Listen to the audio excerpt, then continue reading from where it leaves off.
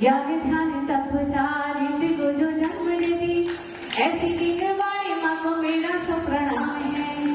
ज्ञान ध्यान तत्व चार इंद्र को जो जन्म देती, ऐसी कीन वाली माँ को मेरा सो प्रणाम है। धीर वीर आह्वान जो बनाती ज्योतिर्मान, ऐसी दिव्य देवी की प्रिया को सो प्रणाम है। धीर वीर आह्वान जो बनाती ज्योतिर्मान, ऐसी दिव्य देवी की प्रिया को सो प्रणाम है। मान सम्मान करना सिखाती गुरुओं का, मान सम्मान करना सिखाती गुरुओं का, ऐसी जिन वाणी माँ को मेरा सो प्रणाम है। ओंकार रूप और सगमति रूप है जो, ऐसी जिन देवी की प्रिया को सो प्रणाम है। ऐसी जिन देवी की प्रिया को सो प्रणाम है। बोले द्वार शाम छिंदवाड़ी माता की। लोग कहते हैं खरबूजे को देखकर खरबूजा रंग बदलता है, सुना होगा आपने। यानी society is hold us back. हम जैसी संगति करते हैं हम वैसे ही हो जाते हैं। हमने देखा होगा कि जो स्फटिक मणि होती है वो कैसी होती है, निर्मल होती है, उज्जवल होती है। लेकिन जब उसके पास में कोई रंगीन वस्तु रखी जाती है तो वो स्फटिक मणि भी वैसे ही दिखाई देने लगती है। उसके आंतरिक गुणों में परिवर्तन नहीं हुआ है, लेकिन वह फिर भी कैसी प्रतिभाषित होती है, जैसी उसकी समीपवर्ती वस्तु हुआ करती है। तो किसका प्रभाव हुआ? क्या वह जो विभाव स्फटिक मणि में उत्पन्न हुआ, क्या वह उसका विभाव था, उसका स्वभाव था? नहीं, वह उसका स्वभाव नहीं था। लेकिन समीपवर्ती जो वस्तु उसके पास में रखी थी, उसके निमित्त से वह स्फटिक मणि उसी के सदृश, उसी कलर जैसी हमें दिखाई देती है। होता क्या है? होता ऐसा है कि जो अधिक शक्ति वाली चीज होती है वह कम शक्ति वाली, कम पावर वाली चीज को अपनी ओर आकर्षित कर लेती है। साधना जी, ऐसा होता है क्या? कहाँ है ध्यान आपका? जाने तो कोई बात नहीं है, मौसम अच्छा है। तो जो अधिक शक्ति वाली चीज होती है वह कम शक्ति वाली, कम पावर वाली वस्तु को अपनी ओर आकर्षित कर लेती है। जैसे हम देखते हैं चुंबक होती है, चुंबक क्या करती है? लोहे को अपने से जोड़ लेती है, अपने से संबंध उसका गाढ़ कर लेती है।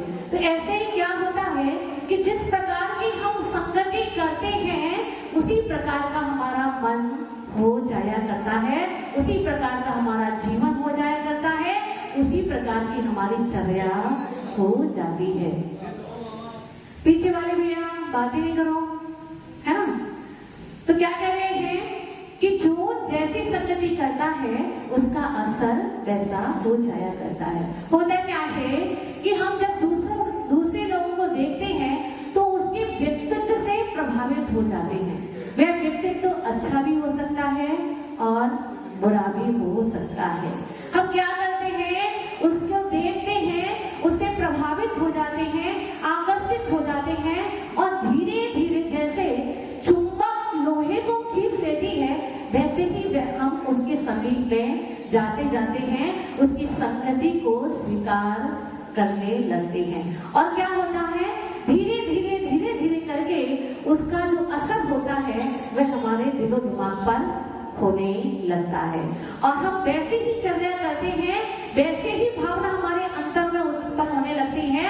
और कभी कभी तो ये जुनून इतना हो जाया करता है कि हमें दिन रात वही दिखाई देता है, वही हमें करना होता है। कोई हमने देखा होगा आज के जो युवा हैं अपने कमरे के सामने किसी क्रिकेटर का पोस्टर लगा लेते हैं, किसी हीरो का पोस्टर लगा लेते हैं और क्या करते हैं? भावना बनाते हैं कि मैं एक दिन इसके जैसा बन जाऊं। होता क्या है? धीरे धीरे ये भावना उसके अंतर में बढ़ने लगती है और उसकी जैसे नकल करना शुरू कर देता है और धीरे धीरे उसी के जैसा हो जाता है। ये संगति का असर होता है। हम जैसे स्थान पर जाते हैं, जैसे लोगों से मिलते हैं, वैसा ही असर हमारे मन पर पड़ने लगता है। हमने सुना होगा चारुदत्त का नाम, सुना है कि नहीं? साधना ने सुना है? प्रेरणा जी सुना है? चारुदत्त क्या था? एक सज्जन पुरुष था, विषय भोग क्या होते हैं उसको जरा भी ज्ञान नहीं था। माँ को चिंता हुई कि ये तो कुछ भी जानता ही नहीं है, बड़ा सीधा है, कैसे हमारे वंश की परपाटी चलेगी। अपने देवर को बुलाया और उससे कहा कि तुम उसे कुछ शिक्षा दो, उसका मन परिवर्तित करो। वह देवर, वह उसका चाचा, चारुदत्त का चाचा उसे लेकर एक वेश्या के घर में पहुंचा।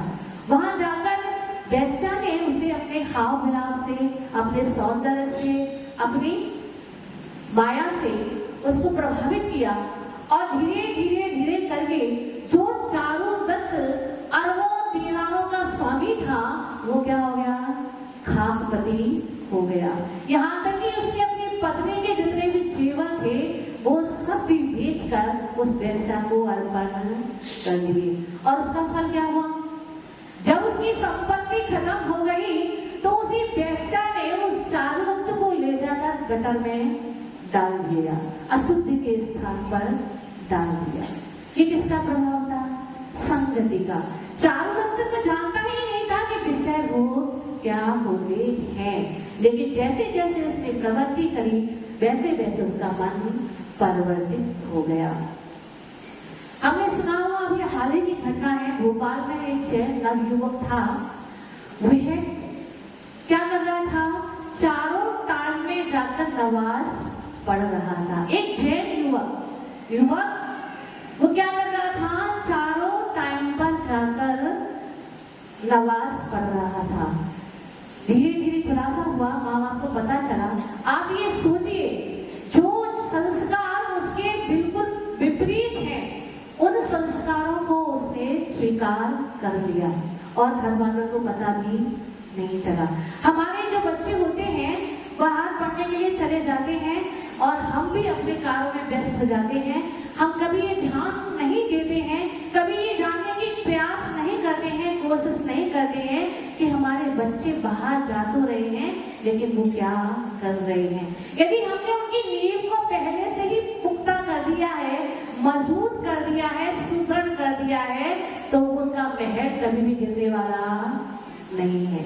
जैसे बीज आपने उनमें बोए हैं वो बीज जरूर पल्लवित होंगे, सुगंधित होंगे, लेकिन यदि आपने प्रारंभ में ही बच्चों पर में ध्यान दिया है और उनकी नींव यदि कमजोर है तो वह भटकने से बचने वाले नहीं है। पहले हम उन पर ध्यान नहीं देते हैं, लेकिन जब समय हमारे हाथ से निकल जाता है और बच्चे हमारी कुसंगति में पड़ जाते हैं और जो कार्य हमें नहीं करने चाहिए थे, ऐसे ऐसे काम जब कर बैठते हैं तब हमें जाकर पछतावा होता है। हमें क्या करना चाहिए? हमें जो हमारे बच्चे हैं उन पर पहले से ही अच्छे संस्कार डालने चाहिए। उनको कैसे ट्रीट करना चाहिए? जैसे कोई मित्र होता है। यदि आपने उनसे मित्रवत ध्यान दिया है, मित्रवत वार्तालाप किया है, मित्रवत उनसे व्यवहार किया है, तो वो क्या करेंगे? अपनी सारी बातों को आपसे शेयर करेंगे। और यदि आप ऐसा नहीं करते हैं, आप यदि उन पर हुक्म चलाते हैं, उन पर जबरदस्ती करते हैं, तो क्या होगा? वो आपकी बात सुनेंगे? अब वो जमाना गया जब बच्चे हमारे घरों में राम जन्म लिया करते थे। अब कैसा जमाना है? कंप्यूटर का जमाना है, मोबाइल का जमाना है। यदि आपने उससे जरा भी जोर से आवाज बात कर ली तो क्या करेगा? वो तुरंत खाना पीना छोड़ देगा, आपको भी छोड़ने के लिए तैयार हो जाएगा। तो हमें अपनी युवा पीढ़ी को बर्बाद होने से बचाना है तो क्या करना पड़ेगा? संस्कारों का बीजारोपण करना पड़ेगा। यदि कोई व्यक्ति मदिरालय में जाकर के शराब पीता है, मदिरा का सेवन करता है, तो हम क्या सोचेंगे? वो शराब पी रहा है क्या?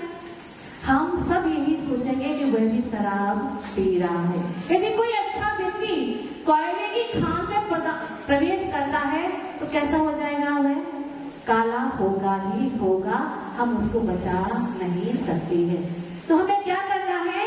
समय के साथ ही उसमें परिवर्तन करना है, उनमें संस्कारों का बीजारोपण करना है।